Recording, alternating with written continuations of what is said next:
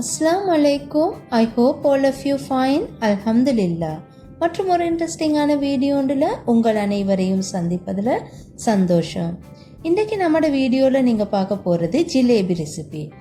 ஜிலேபியானது கோதுமை மாவும் சீனியும் இருந்தால் கடையிலிருந்து வாங்குகிற அதே பர்ஃபெக்டான ஜிலேபியை நம்மளோட வீட்லேயும் நமக்கு சமைச்சு கொள்ளலாம். எப்படி இந்த ஜிலேபி செய்கிறேன்னு சொல்லி பார்ப்போம். வாங்க வீடியோக்குள்ளே போகலாம்.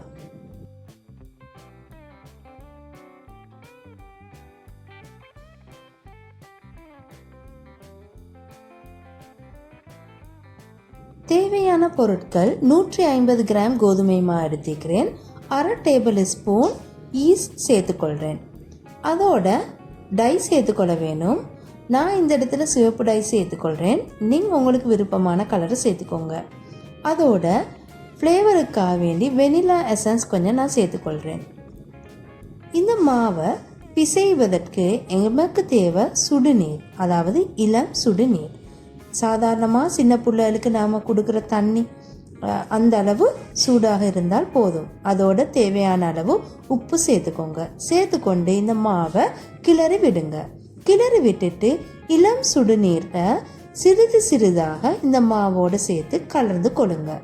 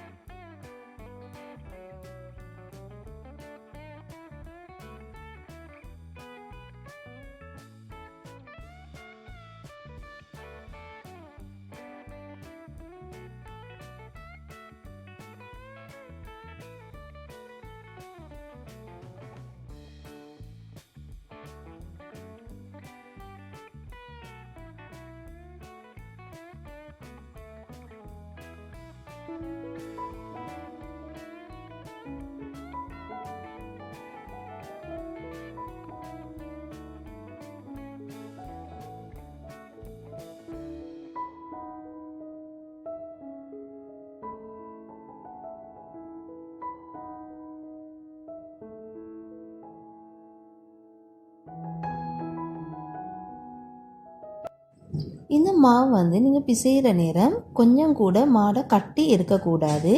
இப்போ பாருங்கள், நான் தண்ணி சிறிது சிறிதாக சேர்க்குற நேரம் எனக்கு அந்த கட்டித்தன்மையாக இருந்தது.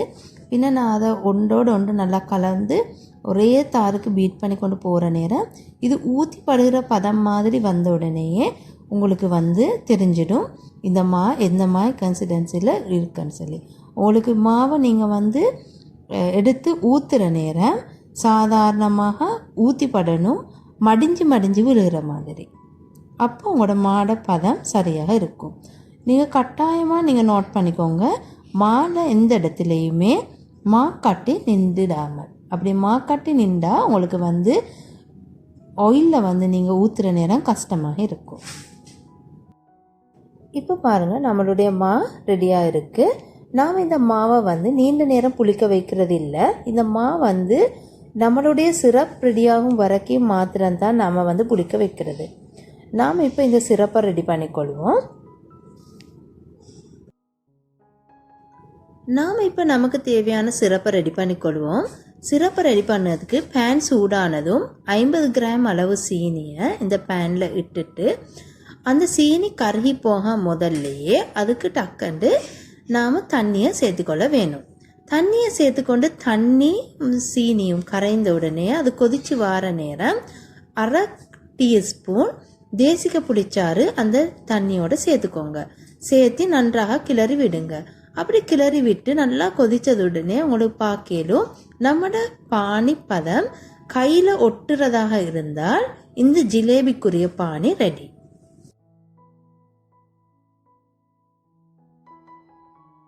நாம் இன்றைக்கி நம்மளோட ஜிலேபியை ஆயிலில் புளிய போகிறது பாட்டில் ஒன்றால் தான். நாம் அதுக்கான பாட்டிலை நாங்கள் ப்ரிப்பேர் பண்ணிக்கொள்ளணும். நீங்கள் பாட்டிலோட மூடியை ஒரு கத்தியால் வெட்டி போட்டுட்டு ஒரு பென்சிலை வச்சு நடுவில் அழுத்திக்கோங்க. அப்போ விடுறதுல நமக்கு இந்த ஜிலேபி புளிவதற்கு போதுமாக இருக்கும். அதுக்கப்புறம் பாட்டிலில் இந்த மாவை ஃபில் பண்ணிக்கோங்க.